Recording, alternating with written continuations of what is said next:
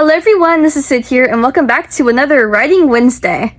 Today I'm going to be trying to do a writing vlog. This is going to be my first writing vlog, so I'm not really sure how it's going to go, but please bear with me. I'm going to be talking about what I accomplished during the summer and what I plan to accomplish during the fall and the winter. So without further ado, let's get started.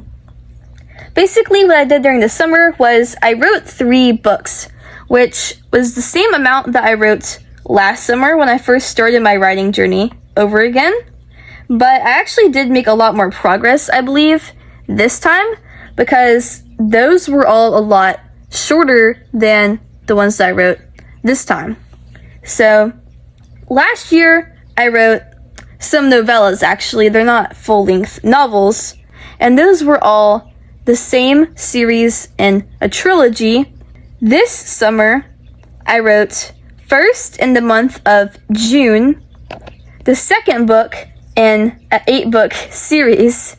So that one I started during the first part of June because, I went to Italy in the middle of June for about 10 days. So I had to stop during the middle of my writing process. But I actually think that was part of the reason why I was able to get so many words into this one, because I had that break for my mind to rest and then resume.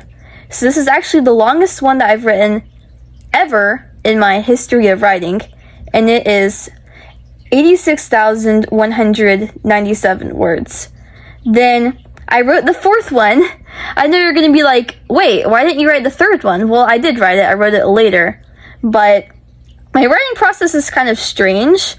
I like to sketch out a book and then wait, do another book while I'm waiting, and then return to it later. So basically I sketched out 3 and 4, but since I sketched out 3 before I sketched out 4, I wanted to do 4 before doing 3. So I did 4, and I did that during July as my July Camp Nano, but I actually finished it a lot earlier than I thought I would. I think I got to 50,000 in 8 days, and then I got to wherever I was before the halfway mark. I think I got to it in 11 days.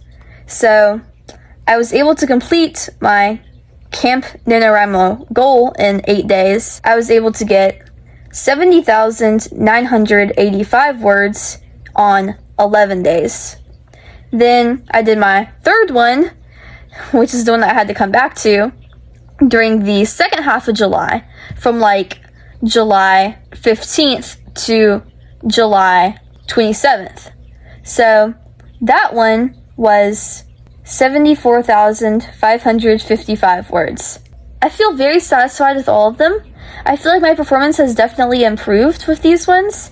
It might just be because the story structure is so much easier to get into the vibes of, but I also want to believe partially that it is because I am improving as a writer, which I would hope because I've been doing this for about a year now.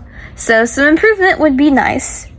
But yeah, since there's not very much time between right now and school, I bet you, given that I wrote my 3rd one and my 4th one within the span of 11 days, I could probably write another one, but I don't want to risk it and be stressed with school and stuff and be like, well, I need to finish this book instead of doing my homework, because that would be an incredibly bad idea.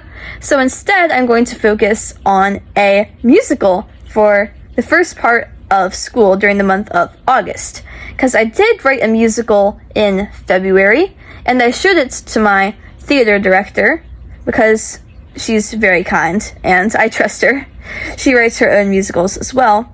And she read it, and she said it was really good. And I asked her if we could perform it, because I do lots of performances at our theater. And she said no, which is probably reasonable, because it covers some pretty sensitive topics. So I'm thinking to myself all summer long, what is a family-friendly musical that I can write that isn't very violent or controversial? So I finally thought of that, and that's what I'm going to write during August. I will probably finish that fast because, I mean, musicals don't really take that long to write. If you are like me and you can just create songs off the top of your head, and if you only have to write the dialogue and stage directions, unlike writing a whole entire full-blown novel. So then after that, in the month of September, I will write my 5th book in my 8-book series. After that, in the month of October, no surprises, I'll be writing the 6th book. In the month of November, which is actually NaNoWriMo, I will be writing my 7th book. And then, hopefully, if all goes according to plan, in the month of December, I will be writing my 8th book, which will be the final book of my series. And that way I'll be able to finish my series just as I'm ringing in the new year. And in the new year, I'll be able to start something new, which will be nice and fresh if I'm able to get that accomplished by then. I would certainly hope so, because that's just 4 books plus a musical in the span of, like, how many months do we have left? I think 5. Well, by the time it's August, we'll have 4.